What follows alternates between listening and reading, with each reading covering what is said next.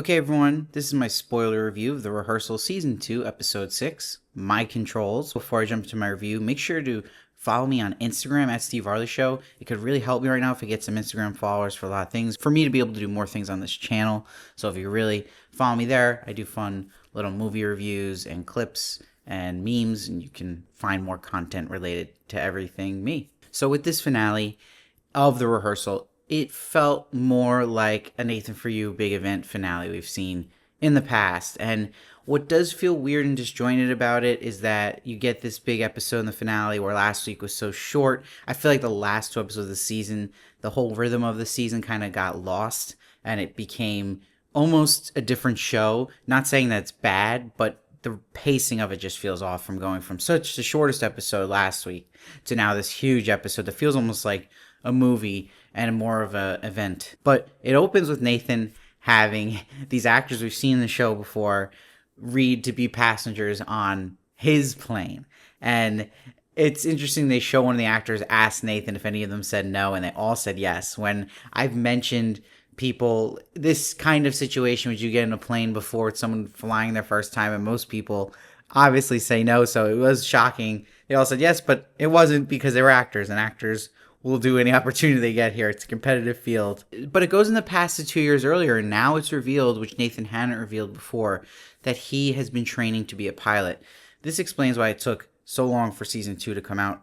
But he said the best way to understand pilots was become one himself. So this is totally Nathan Fielder type move. He's going full Monty here. Now, a big reveal is that it takes 10 to 30 hours on average for pilots to get down and landing and fly solo. But for Nathan, it took over 120 hours and he couldn't get past this point. And what's even more wild is him showing the part where you see smoke on his training session and a student pilot and instructor died at his location. So this is where Nathan stopped doing what he was doing and for a month did flying in a chair exercise. He said he imagined himself as a pilot who wasn't afraid of anything, confident in every decision he made.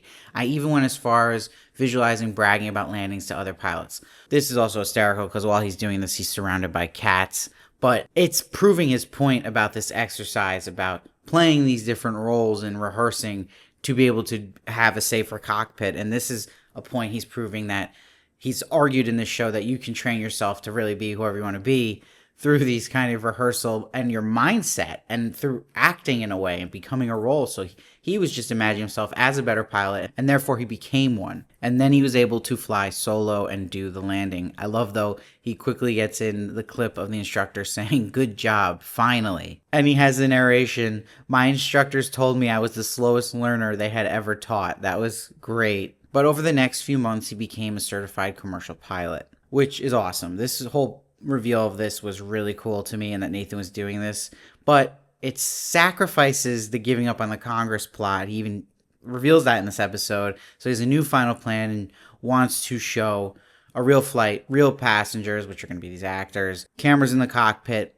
and show that this problem of these awkward conversations in the cockpit and not communicating right to get Congress to actually do something. It's a new plan to attack Congress instead of him actually getting a chance to show up in front of a full hearing committee. So I think that's maybe the shock of this episode, that we didn't see that pan out. So you have to kind of adjust, whoa, okay, so we're not getting that payoff, but we're getting it in a different way. But I might have also liked more explanation about the use of that footage he got with his flight and where it was going to go next, or a teaser for another season explaining that and where that was going to go next. We didn't really get that, so that was a little frustrating. But the aviation expert who's been with the whole season tells him there's 15,000 hours required to fly a huge plane with passengers. So Nathan, of course, finds a loophole, knowing now that if he can get actors that aren't paying customers in the plane, he can do this. And I love the point he shows how it really drives home every situation, even life or death, people avoid awkwardness, like with Uber drivers on their phones and how we don't say anything. He says we never stop to consider the risk we just took. And then he says, as a pilot myself, I can say we are no different from you. All just people in the back of an Uber trying to avoid an awkward conversation, and I intend to prove that. That's his whole point here, and really been his whole point of the season, and why this is a problem and causing these airline crashes. The layer I think he's adding that is connecting to episode 3 in this episode is how pilots are afraid to speak up and get mental health because of how severe the consequences are, and to the point where even if he lies on his medical clearance form, it's a felony. And I think he's proving the point here too, that someone like himself, who definitely deep down believes he has autism, is able to still go through the steps and still fly successfully and get through the system and go on his day-to-day as a pilot. I think he's just putting his money where his mouth is and showing, okay, if you don't believe me, I can do this myself and prove this. Now, he had to go to Nevada for training, and he's right near the Las Vegas Strip. And he's like, I had a bit of a gambling problem when younger, so I was a little concerned. I also wish this got a little more payoff in the end, that we actually got to see him kind of crash and burn and go through the Vegas days. But it's wild that pilots go straight from the sim to flying the commercial plane. And that, of course, Nathan would love that. He's like the ultimate rehearsal. And he says if you train hard enough, nothing would be left to chance. And we're seeing Nathan just pull off this amazing stunt here. And he knew that the co-pilot he was going to choose was one he had on the rehearsal, but was one that aspired to produce television. And Nathan's like, he got the sense he viewed him as a captain in the field of entertainment. A man with Hollywood ambitions might feel like he has something to lose by offending me. So it's a perfect person to get that would be nervous around Nathan and not have the situation he was warned about from the aviation expert, where a co-pilot wouldn't take him seriously with how little experience he had. He had someone in the cockpit with him that would admire him no matter what. But he's like, I still needed a plane, a 737. So he had to travel to aviation boneyards. And I love seeing Nathan in that sun hat, and love seeing him see that plane where the buttons were coming out and the wires were laying around. He's like, I can just fly this as is. And the guy was like, yep, definitely couldn't. And I love there was bird nests in it as well. But he finally found one in California that was good.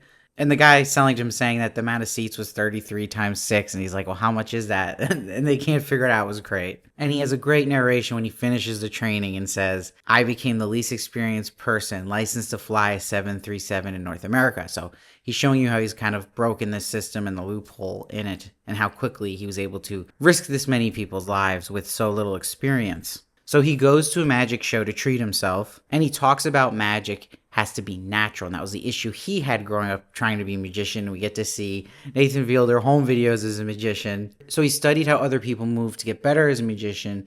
He says when you study people long enough, you can forget to learn about yourself. So this studying other people to get better as a musician is part of his kind of rehearsal and how he operates. This is Nathan Fielder's whole philosophy in this show. But that part he's pointing out, you forget to learn about yourself, nicely transitions to the medical clearance form, because he's got to face the deep down facts here for people's safety, right? He's like, if you lie, it's a felony offense.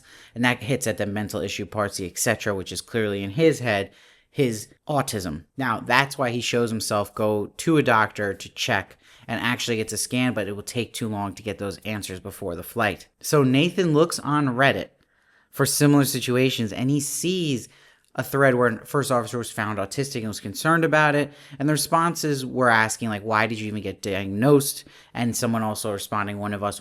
So a lot of people relating to the situation Nathan's in and just keep going on their merry way. Again, it's this fear of repercussions and losing your license. And he says, with the knowledge I have, I am fit to fly. So I guess I'm fit to fly. This is the knowledge he has. He hasn't been officially diagnosed with autism from that scan yet. So I think this is Nathan just proving a point here, and that, look, this is how easy it is for someone to just do this. Now, he made an intro video that he looks like he's making for Congress, where he's like, I'm trying to demonstrate how hard it can be for a pilot to say what they're thinking. I truly believe this happens on every flight. And I agree with Nathan. I think he's proven that point, and I'm convinced. Even in a situation so plotted out like this, it happens. Like you see when he's in the flight with his co-pilot Aaron, it's incredibly tense. And we learned in the middle of the flight that he did hold something back, Aaron, from him, that he didn't get the flaps retracted. So this is just, again, Nathan proving his hypothesis in this show. Now, it was amazing shots of Nathan on the plane from the photography plane. That was wild, because you're like, this is Nathan Fielder flying this commercial plane. This is insane. And it was scary when the plane got really close. You saw how scared Aaron even was. And you're thinking, oh my God, like, yeah, these actors are crazy going on this plane, how dangerous this could be. But you see Nathan brings in the characters with Aaron when he feels like it's needed, like First Officer Blunt, Captain All Ears, and that's how he gets the truth out of Aaron and proving that that works. Now, Nathan prepares for the landing. It's an intense moment, but he has a great landing, and he gets the applause coming off the plane. He says, no one sees what goes on in the cockpit. As long as you get everyone down safely, that's all it takes to be the hero. So proving his point too about how much you can just do in this cockpit and it's not even monitored as long as the job is done. And then it cuts to the winner of the Wings of Voice. So I was happy we got payoff there. And she, of course, sings Bring Me to Life, connecting to Sully and his song that got him through Nathan Believes his situation. And Nathan is there watching the winner. He's a man of his word. She got to sing in a partial recreation of the Houston airport with a full band. But the important thing is he's ignoring the voicemail with the scan results while this is happening. So he's hearing that song Sully had in his big breakthrough moment. And this is Nathan's big breakthrough, that he's ignoring this. He's going to keep flying. So he shows that he keeps flying, working for a company as a pilot, relocating empty 737s, and showing he's flying through crazy environments like Amazon rainforest. He's like, they trusted me. He said they only let the smartest and best people fly a plane of this size. And it feels good to know that no one is allowed in the cockpit if there's something wrong with them. So if you're here, you must be fine. So this is the character Nathan Fielder's playing, really showing, right? That this character is a character that is in denial of his autism, deep down knows he has it, but he's using even this, his career, what he's able to do as a pilot, risking these people's lives, like, hey, I can do this, then I'm not autistic, I'm fine, I'm doing this, I'm living my life. So it's highlighting why this happens,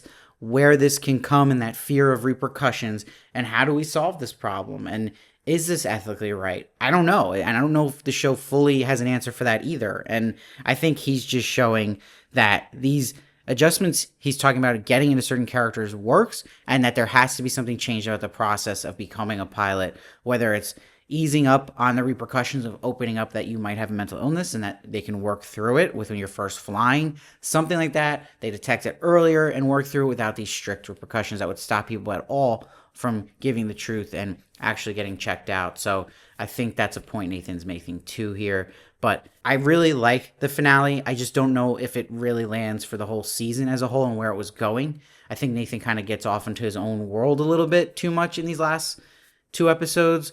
But I still really enjoyed it. I think it just lost that pacing and focus those first 3 episodes had the second half of the season. And I still think it was amazing what he did here, becoming a pilot. I just don't know if it was as concise and clear as the first half of this season, where it just gets a little bit sloppy, but really good still, because this is Nathan Fielder. It's just so well done, and it's wild what he's done here, and I think he's proven a lot of good points.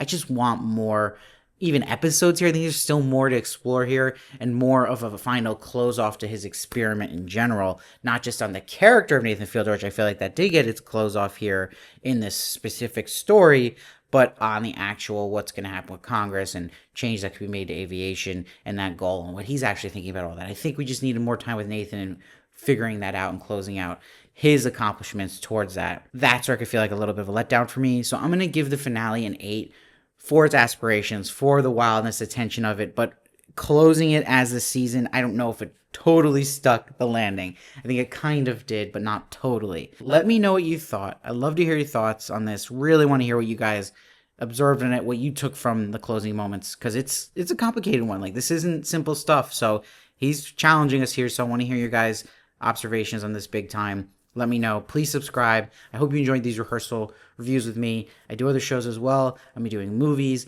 Again, if you can follow me on Instagram, that's going to really, really help. And obviously subscribe here too. I appreciate it so much. I appreciate all you guys, and I'll see you next time.